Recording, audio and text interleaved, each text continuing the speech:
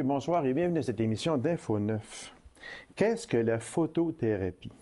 Pour répondre à plusieurs de ces questions-là sur ce sujet, je reçois avec grand plaisir le dermatologue du Centre de santé et des services sociaux des Aurores boréales, le docteur Nour Eddine Abouzou. Docteur Abouzou, bonsoir.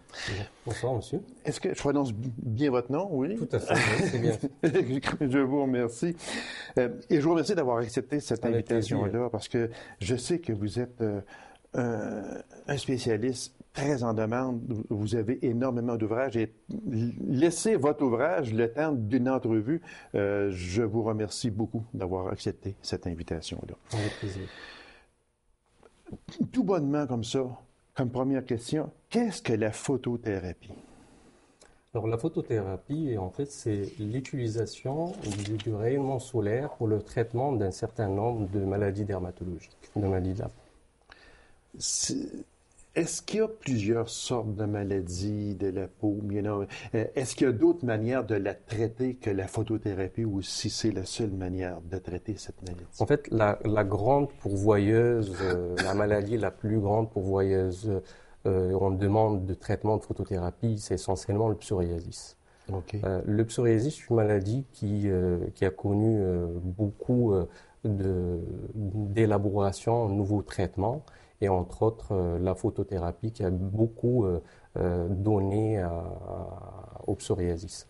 En fait, le rayonnement qu'on utilise pour le traitement par la photothérapie ou la puvathérapie, il découle du rayonnement solaire. Vous savez, le rayonnement solaire, il y a des ultraviolets C qui sont de 100 nanomètres. Alors, l'unité de mesure, c'est le nanomètre, de 100 nanomètres à 280. Puis après, de 280 à 320, il y a les ultraviolets B, hein, et les ultraviolets A qui commencent à partir de 340 à au-delà de 400. Puis après, les rayonnements visibles.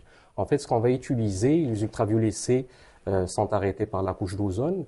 Mais ce qu'on va plus utiliser, c'est les ultraviolets B et les ultraviolets A. Okay. Et les ultraviolets A, quand on les utilise, ils sont seuls ou associés à des psoralènes, à des produits qui sont photosensibilisants, ou seuls associés aux ultraviolets B. Quand on les utilise avec des psoralènes, on appelle ça de la puvathérapie. P pour psoralène, UVA pour ultraviolet A. Et quand on utilise que les ultraviolets B, on peut utiliser des ultraviolets B larges, ce qu'on appelle un spectre large, beaucoup moins utilisé de nos temps. Et actuellement, beaucoup plus développé, c'est les ultraviolets B à spectre étroit qu'on appelle les UVB spectre étroit. C'est ce qu'on appelle la photothérapie. Alors. Docteur, dites-moi une chose. On sait que les gens aujourd'hui aiment avoir un beau teint, basané. On sort d'un hiver souvent rigoureux en Abitibi, chez nous. Puis, on a hâte d'aller au soleil, se faire bronzer. Est-ce que c'est bon, se faire bronzer? Est-ce que la couche d'ozone que l'on dit qu'elle rapetisse presque à chaque année, est-ce qu'elle couvre encore assez bien pour ne pas faire mal à la peau? Et ma question est, est-ce que c'est bien d'aller s'étendre au soleil, même s'il existe crème par-dessus crème aujourd'hui? Alors, comme pour toute bonne chose, il faut l'utiliser avec mesure.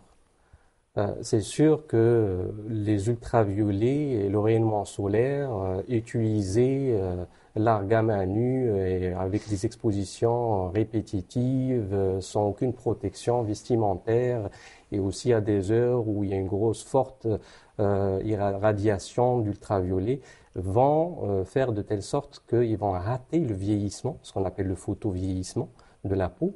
Ils vont créer des lésions probablement précancéreuses, voire cancéreuses. Donc c'est sûr que le bronzage, avec mesure, oui, de temps à autre, oui, avec une photoprotection, pas aux grandes heures d'exposition ou d'irradiation, c'est-à-dire entre midi et 14 heures, okay. Mais pas répétitif, pas l'argame à nu répétitif, sur des journées entières ou sur des journées cumulées.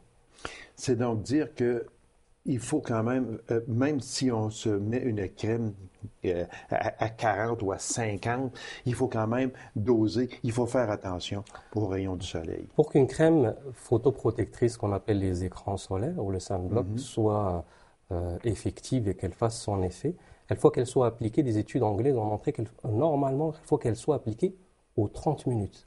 Oh mon Oui. Dieu! Ah Alors, oui! qui va s'appliquer une crème aux 30 minutes? Alors maintenant, on admet que la protection devrait se faire dans des cas de maladie de peau ou dans des cas de peau fragile ou dans des cas de peau qui sont allergiques au soleil, de mettre une crème photoprotectrice aux 20 minutes, aux 2 heures, Aux hein, 2 heures, d'un indice de OK. protection assez Mhm. élevé, OK. entre 50 et 60.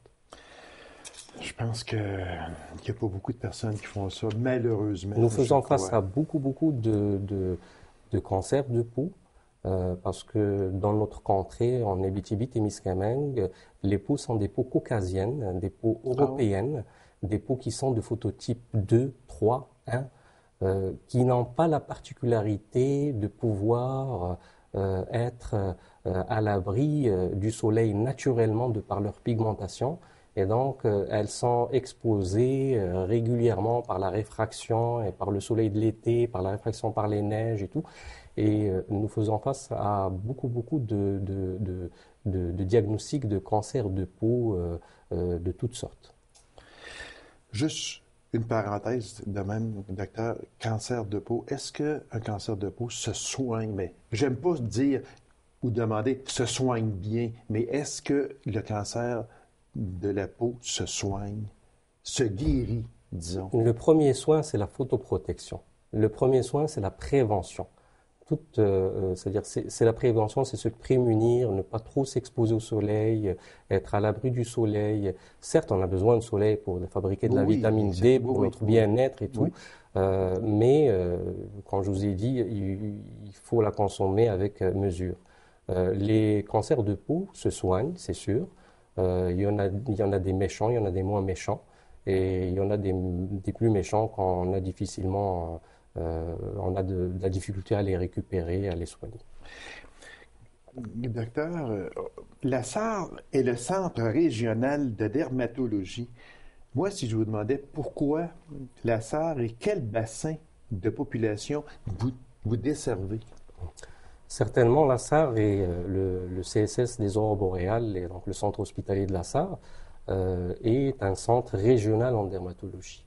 Alors, cela veut dire que il dessert toute la région de l'Abitibi-Témiscamingue, qui est d'à peu près 160 000 habitants, et couvre donc tous les besoins en dermatologie pour les différentes villes qui se trouvent en Abitibi-Témiscamingue. C'est à l'image d'autres centres comme Amos qui détient comme l'orthopédie comme spécialité régionale ou comme Val d'Or qui détient la gastroentérologie ou la pneumologie comme discipline régionale. La SAR et le centre hospitalier de la SAR détient la dermatologie en tant que spécialité régionale. Donc nous soignons au centre hospitalier de la SAR toutes les affections dermatologiques du point de vue médical, chirurgical. Nous faisons de la dermato-allergologie, nous faisons de la chirurgie dermatologique et dernièrement notre plateau technique s'est amélioré par l'acquisition d'un nouveau matériel de photothérapie. C'est donc dire que vous avez à vous déplacer dans les autres centres hospitaliers? Alors, je me déplace dans un seul centre hospitalier OK. que je trouve le plus éloigné. Mhm. C'est celui de Ville-Marie. OK. Ville-Marie, vous savez, c'est une ville qui se trouve au Témiscamingue. La population est très vieillissante, beaucoup de gens ruraux. Beaucoup de gens assez âgés et mes patients mettent des fois entre ceux qui viennent de Ville-Marie mettent 3 heures de temps, ce qui équivaut à 6 heures de temps en aller-retour. Mhm. Ceux qui sont un peu plus à l'ouest et un peu plus bas, Témiscamingue, La Tulipe, Fugerville, Lorrainville, tous ceux qui se trouvent à l'ouest ou à l'est de Ville-Marie mettront 1 heure de plus pour se déplacer, donc ça équivaut à 8 heures.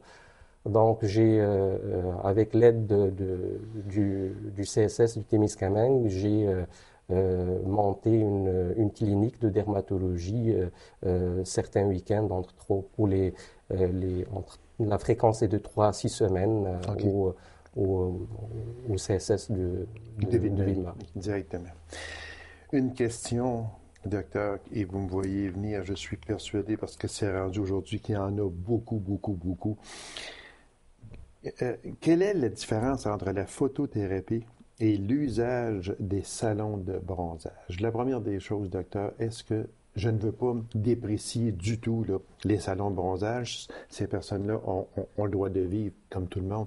Mais si on y va au point de vue dermatologie, est-ce que les salons de bronzage, l'usage des salons de bronzage versus la photothérapie, c'est quoi le lien? Est-ce que c'est bon? Alors, il y a deux différences. Alors, la différence, c'est le premier ordre, un ordre médical. Nos cabines de photothérapie sont faites pour un traitement médical. Les salons de bronzage ou les cabines de bronzage ne sont pas faites pour un traitement médical. Nos cabines de photothérapie, nous avons un suivi médical. Avant de recruter le patient et d'avoir une indication, nous devons le voir pour poser déjà une indication, pour faire un screening. Le screening consiste à voir s'il n'y a pas de contre-indication en cela. Y a-t-il eu des problèmes de peau ou des problèmes d'ordre interne qui vont nous contre-indiquer cela? Nos cabines de photothérapie ont un suivi biomédical, c'est-à-dire que nos tubes sont étalonnés, sont suivis par notre service biomédical. Il y a une dosimétrie qui est faite au bout de 100 heures. Il y a un changement des tubes qui sont faits au bout de 200 heures. Chose qui ne se fait pas au niveau des salons de bronzage. Les salons de bronzage ne sont pas faits pour des traitements médicaux. Ils sont faits pour le bien-être. Ceci dit, quand il n'y a pas une surveillance et quand il n'y a pas un suivi au niveau des salons de bronzage, les gens qui vont se donner à cela ont une tendance à avoir de multiples séances. Donc c'est un effet cumulatif. Donc cet effet cumulatif est générateur de photovieillissement, d'héliodermie. Ces personnes-là ne savent pas s'ils ont des grains de beauté méchants, s'ils ont une tendance à avoir des cancers de peau, s'ils ont des kératoses actiniques ou s'ils ont des cancers déjà là et qui vont les aggraver. Est-ce qu'ils ont des problèmes d'allergie? Est-ce qu'ils ont des problèmes de traitement photosensibilisant qui peuvent être aggravés par cela? D'ordre technique aussi, nos tubes fluorescents dans nos cabines de photothérapie sont des tubes de haute pression. Ils vont délivrer en 3 minutes ce que va délivrer en 20 ou 30 minutes les tubes qui sont dans les salons de bronzage. Les salons de bronzage ont des tubes d'ultraviolet qui ne délivrent que très peu d'ultraviolet B. Or, nous autres, nous travaillons avec les ultraviolets B beaucoup plus qu'avec les ultraviolets A. Quand on fait de la photothérapie, aux autres, les salons de bronzage ont très peu d'ultraviolets B. Ils ont à peu près dans les 0,7% d'ultraviolets B qu'émettent leurs tubes. Et les ultraviolets A qui vont émettre, eux, vont beaucoup plus traverser la peau, ils vont plus profondément dans la peau, ils vont plus causer de dommages. Donc, ceci dit, voilà un petit panel, un petit peu de différence entre ceci et cela. On a parlé des salons de bronzage, docteur, mais est-ce que c'est bon d'aller... Ce n'est pas bon, monsieur. Ce n'est pas bon parce que ce n'est pas surveillé, parce que c'est des effets cumulatifs, parce que ça induit un photovieillissement, ça induit une probabilité, une éventualité, une probabilité d'avoir des maladies de peau méchantes. Alors, ce serait à éviter, autrement dit. Bien sûr. Docteur, les équipements requis au Centre de santé et des services sociaux des Aurores Boréales ont été défrayés par la Fondation Dr Jacques Paradis. Je sais que vous devez de gros remerciements que vous me dites à cette fondation-là.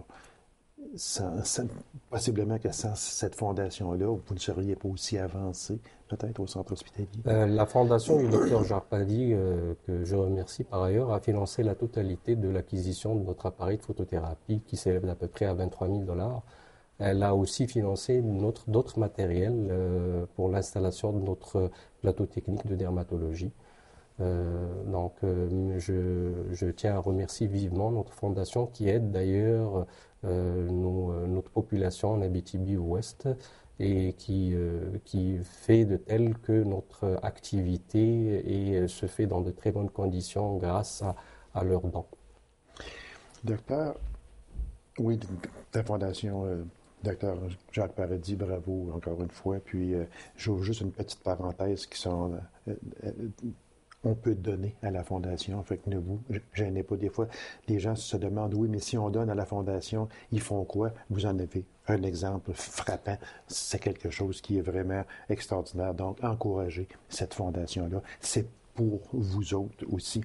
Est-ce qu'on peut dire, docteur, que les équipements que vous avez au centre hospitalier, à la SAR, se comparent aux équipements modernes de à peu près des grands centres, quand on parle de Québec, de Montréal, etc. Est-ce que ces équipements-là que vous avez sont aussi efficaces que ceux dans les grands centres? Tout à fait, nous détenons le même appareillage pour ce qui concerne la photothérapie, le même appareillage qui est installé, que ce soit au centre hospitalier de Sherbrooke, ou que ce soit à Laval, ou à Chicoutimi, ou dans certains bureaux de Montréal. Nous détenons la même technique et nous avons d'autres matériels que nous utilisons dans notre pratique quotidienne. Nos patients seront aussi bien servis en région que dans d'autres régions du Québec. On se compare à eux autres facilement. Docteur, en terminant, il reste à peine 1 minute. Un conseil à donner aux gens qui aiment se faire bronzer, qui aiment aller au soleil, puis qui aiment aller aussi dans des salons de bronzage. Quels seraient un ou quelques conseils à donner à ces personnes? Je dirais comme toute autre chose bonne, ça se consomme avec modération. Et il faudrait qu'ils se protègent, qu'ils ne fassent pas des expositions cumulatives, qu'ils utilisent des écrans solaires et qu'ils bannissent leur passage dans les salons de bronzage parce que ça a des effets délétères pour la peau à long terme. Docteur Awodieu, je vous remercie infiniment. C'était très intéressant. Et puis, j'espère qu'avec cette émission-là, on pourra peut-être protéger quelques personnes d'un possible cancer de peau. Docteur, je vous remercie infiniment. Avec plaisir, M. Lacasse. Merci beaucoup. Alors, mesdames et messieurs, courte pause et on vous revient immédiatement après. Restez avec nous.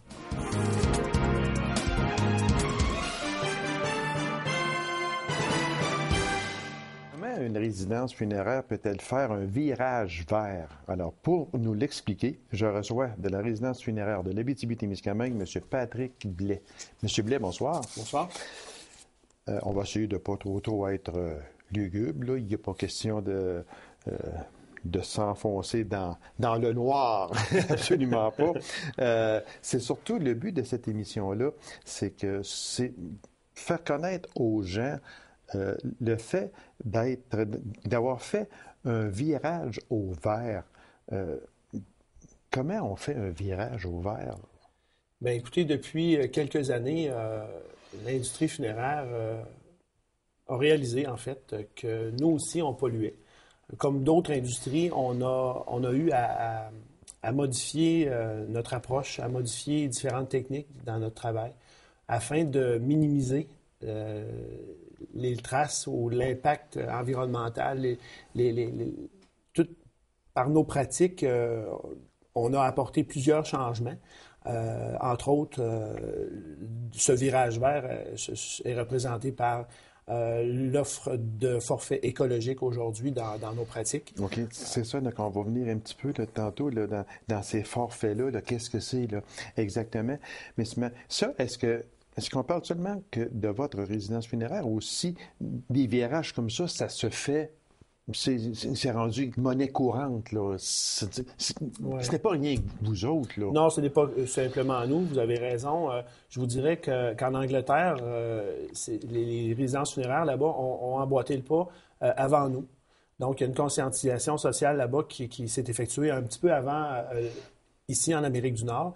Mais peu après, les Américains et les Canadiens ont emboîté le pas dans les modifications dont on va parler, là, qui sont maintenant effectuées ici. C'est aussi les gens qui nous demandent aussi maintenant des produits plus sains pour l'environnement. Donc, c'est ce qui a emmené ce virage virage-là. En réaction à tout ça. OK, exactement. Vous avez été accrédité par la Green Burial Council. C'est quoi exactement ça? Le Green Burial Council, c'est une organisation américaine qui a été mise en place afin de régir un peu tout le concept des funérailles écologiques, des entreprises qui offrent des forfaits écologiques. Cet organisme-là a mis en place des standards qui font en sorte que lorsqu'une entreprise se dit verte ou offre des forfaits écologiques, ou une entreprise qui fabrique des cercueils annonce que leurs cercueils sont écologiques, sur quoi on se base pour qualifier un produit d'écologique ou un forfait écologique? Et c'est cet organisme-là qui a établi tous les standards. Et donc, pour se qualifier, pour être membre et pour être accrédité de la Green Burial Council, il faut respecter une dizaine de normes effectivement. Qu'eux autres ont décidé. Oui. Telle norme pour tel cercueil, peu importe, c'est vous embarquez dans cette norme-là. Donc, à ce moment-là, vous pouvez être accrédité, si j'ai bien compris. Effectivement. Puis au Québec, on a été la première entreprise funéraire à recevoir l'accréditation de la Green Burial Council. Ah, OK. Oui. Si on parlait de la voie du développement durable, c'est quoi exactement? Bien, le développement durable, en fait, il y a 3 sphères. Il y a la sphère environnementale, mais il y a également la sphère argent, économie, puis il y a la sphère sociale, les gens. Donc, le développement durable, c'est une synthèse entre ces 3 sphères-là. Donc, au niveau du développement durable dans le funéraire, ça va être au niveau de nos pratiques, puis ça va être au niveau de l'économie, puis aussi de nos membres, au niveau de notre clientèle. Donc, c'est un amalgame de ces 3 sphères-là qu'on doit respecter dans nos nouvelles pratiques, effectivement. Quand on parle de réduction des déchets d'environ 50%. Là, on parle de fleurs, parce que c'est sûr que c'est une coutume. Bon, les fleurs, c'est depuis que le monde est monde, quasiment, que lorsqu'il y a un décès, on achète des fleurs. Puis, mais il reste un fait qu'après ça, ces fleurs-là, elles demeurent quand même. Et puis, quand on parle de réduction de 50%, ce serait quoi pour les fleurs exactement? Bon, mais la réduction des déchets fait partie d'une politique de développement durable que nous, à la coopérative funéraire, on s'est doté il y a 2 ans. Donc, un de nos objectifs, entre autres, la diminution des déchets, a fait en sorte que toutes les fleurs que les familles ne récupèrent pas après les funérailles, normalement, nous, on les jetait. On les envoyait là, au site d'enfouissement. Maintenant, ce que l'on fait, c'est qu'on les composte. Donc, on a acheté une machine pour les broyer, donc pour accélérer le processus de décomposition des fleurs. Puis, on a mis en place 2 gros composteurs à notre succursale de Rouyn-Noranda où toutes ces fleurs broyées-là sont apportées. Donc, le compost est en train de se faire. Donc, on a commencé la pratique là, au printemps cette année. Donc, le compost est en train de se faire. Puis, aussitôt que le compost va être prêt, nous, c'est une matière qui va être remise aux organismes, par exemple, aux jardins communautaires ou des choses comme ça. On va récupérer et donner cette matière-là. C'est nouveau. Oui, honnêtement, là, au Québec, on est la seule maison funéraire là, jusqu'à maintenant, là, de ce qu'on sait, là, qui fait cette pratique-là. Quand on parle aussi dans les notes que j'ai ici, M. Blais, on parle de diminution de la consommation d'eau au laboratoire. Ça serait quoi?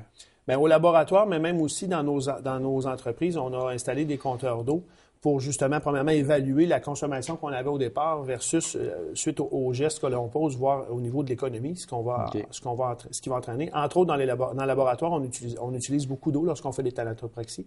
Donc, aujourd'hui, on va utiliser de l'eau juste au besoin au lieu de laisser une eau courante couler, par exemple. Lorsqu'on lave les voitures, c'est la même chose. Au lieu de laisser couler l'eau pendant qu'on savonne les voitures, maintenant, on arrête l'eau, on savonne les voitures et on rince après. On a, dans notre approche écologique, on a souhaité diminuer notre consommation d'eau parce qu'on est des grands consommateurs, on veut pas. Puis, on est conscient que l'eau est une ressource qui est non renouvelable. Donc, également, ça fait partie des petits gestes, mais qu'on a mis en place là, chez nous pour... OK. Quand on parle de forfait écologique, puis on parle de cercueil écologique, puis on parle d'urne écologique, d'abord, si au 21e siècle, est-ce qu'on incinère beaucoup plus que c'est-à-dire on expose encore aujourd'hui, mais est-ce qu'on incinère beaucoup plus qu'il y a quelques années passées? Oui, de plus en plus.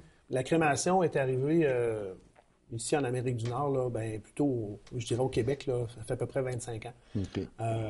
Au début, ça a bousculé les mœurs. Les gens ont été réfractaires à ce type de mode de disposition-là, mais avec les années, ça l'a gagné en popularité. Puis je vous dirais qu'aujourd'hui, en Abitibi-Témiscamingue, près de 80% des gens choisissent l'incinération comme 8 sur 10, mode final. Okay. Là, oui.